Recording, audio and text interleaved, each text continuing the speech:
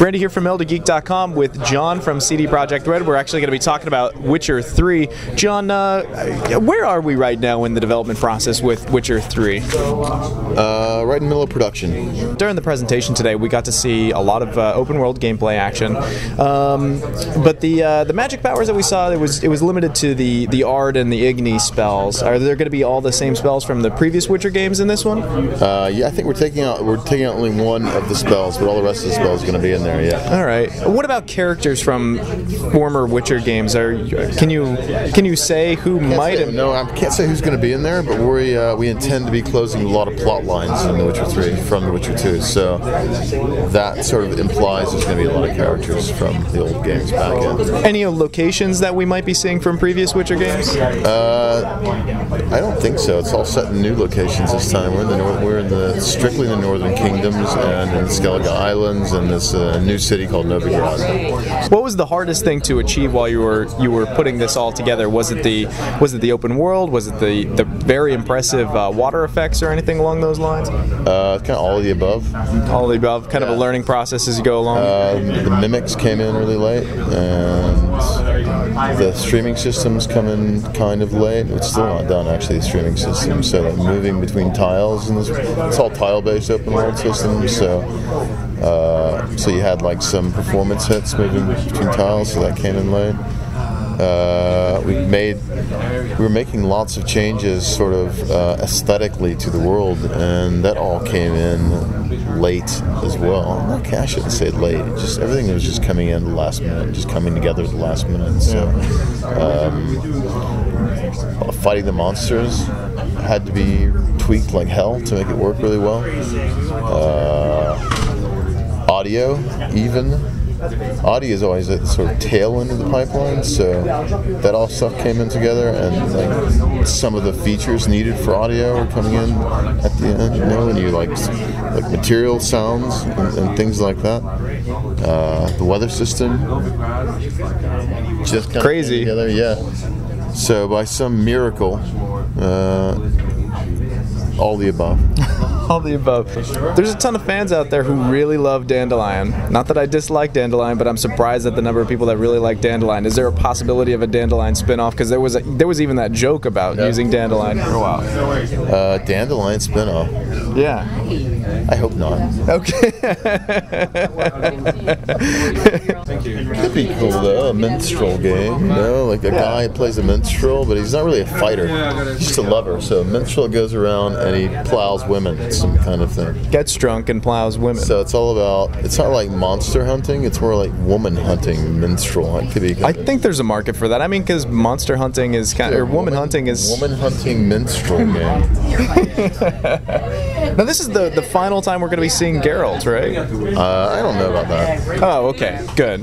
It's this is like a trilogy of books, kind of. It's a game trilogy.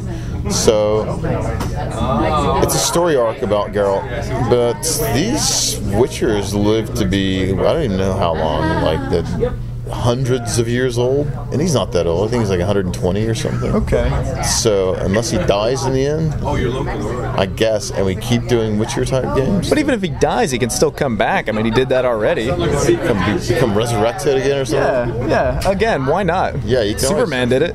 I guess. Yeah. The whole entertainment industry is just completely contrived, isn't it? So, totally. Absolutely. No, we don't want to seem contrived. So we probably, I don't know, it might be financially suicidal for us not to continue working on it. But at the same time, the guys in the studio that are creating this stuff, by the time this is going to be done, some of the guys are going to be have being worked on this for like 10 years or something. So it's going to be nice for them to move on to something fresh. In some cases, they can go work on Cyberpunk, but I don't know what. That looks pretty slick, by the way. Cyberpunk. Oh, thanks. Yeah. You know, during the presentation, Geralt had regenerating health. Is regenerating health a thing, or was that just for the presentation's sake? Or I think it depends on what sort of alchemy you're using. Okay, that was going to be my follow-up. Is alchemy back in play? Yeah, alchemy is going to be another strong component. Awesome.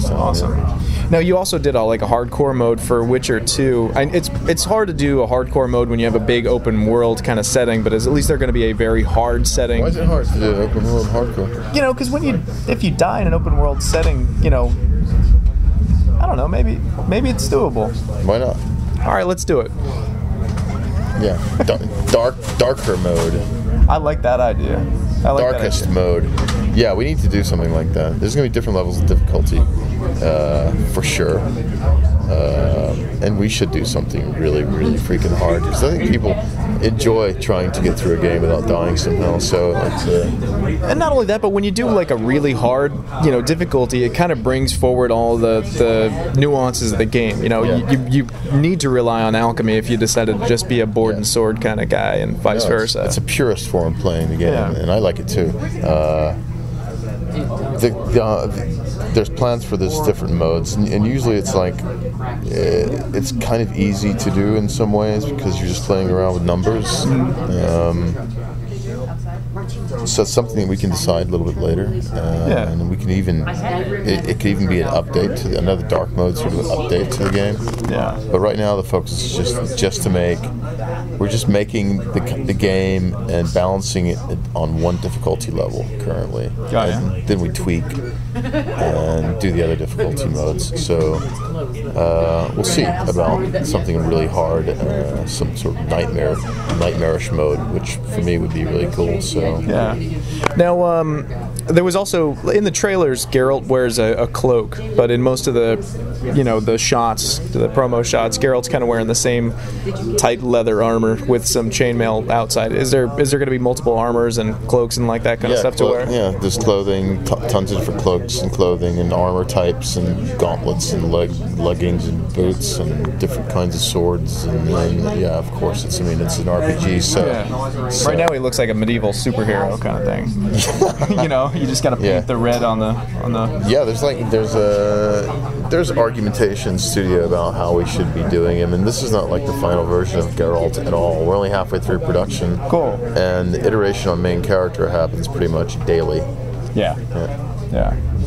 A lead platform PC? You mean lead development platform? Yeah, lead development platform. Yeah, PC. Right now we're focused on doing PC. Okay. Yeah. How's it going with the next gen consoles? I'm set up.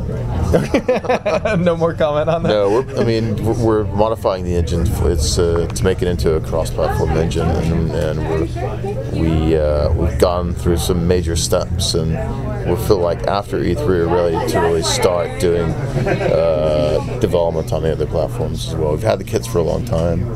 We've been to all the sort of technical conferences with Sony and Microsoft. We know what needs to happen, so now we're just laying the groundwork, and all the real hard work is going to start probably in July on that stuff. All right. Now you guys have been really great about doing the massive patches to fixing issues. I'm assuming we could probably expect the same type of patch action afterwards. It's going to be completely bug free this time. Red out launch, not a single bug. No bugs. First game in history of mankind, and one of the biggest open world games ever to be made. Therefore, it's never a chance for a bug. Completely bug free. Oh shoot! I forgot my next question too. Sorry. I can be sarcastic, right? No, yeah, totally. You can be sarcastic. Oh, I remember what it was. The Witcher 1 was a cult hit. Computer RPG fans absolutely loved it. Witcher 2, obviously a lot bigger. How are you guys dealing with the stress of clearly this is a hugely anticipated game now. How are you guys dealing with the increase of fandom and the increase of popularity? You guys have won already tons of Best of E3 awards, and here I am still at E3. The show's not even over yet. We get incredibly big egos, and then we start failing miserably back in Warsaw. And then it carries on in your personal life. hopefully we can. It's I don't know. I don't feel it that much yet.